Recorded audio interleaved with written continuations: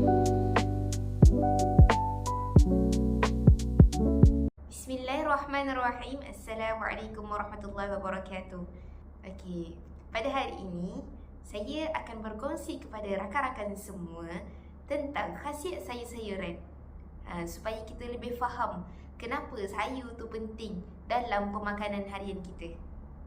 Pertama sekali, sayur-sayuran memang terkenal sebagai sumber vitamin dan zat besi. Contohnya, sayur hijau seperti bayam. Sayur hijau seperti bayam ni dia kaya dengan zat besi. Zat besi pula membantu pembentukan sel darah merah dan mencegah anemia. Selain itu, lobak merah. Lobak merah mempunyai vitamin A, dan vitamin A baik untuk kesihatan mata dan menjelaskan penglihatan, terutama pada waktu malam. Selain daripada vitamin dan mineral, sayur-sayuran juga kaya dengan serat. Serat ni penting untuk sistem penghadaman kita. Dia membantu melancarkan proses pembuangan air besar dan mencegah daripada masalah sembelit. Jadi, kalau nak perut selesa dan badan rasa ringan, kita kena makan banyak-banyak sayur. Okey. Seterusnya, sayur-sayuran juga mengandungi antioksidan.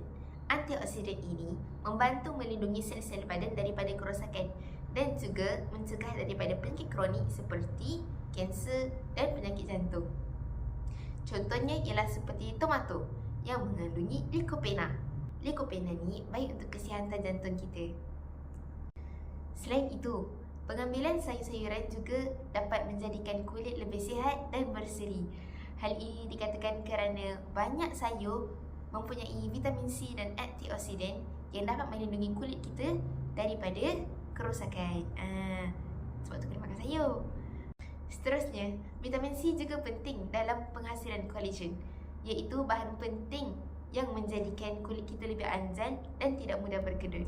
Bukan itu sahaja, terdapat banyak lagi kelebihan yang dapat kita peroleh daripada pengambilan sayur pada setiap hari. Seperti menguatkan sistem imun badan, mengawal paras gula dalam darah, menurunkan tekanan darah dan menjadikan kulit lebih cantik dan berseri-seri. Jadi kesimpulannya, sayur-sayuran bukan sekadar makanan sampingan, tapi sangat penting untuk kesihatan kita. Ingat ya kawan-kawan, badan yang sihat lahir daripada pemakanan yang sihat.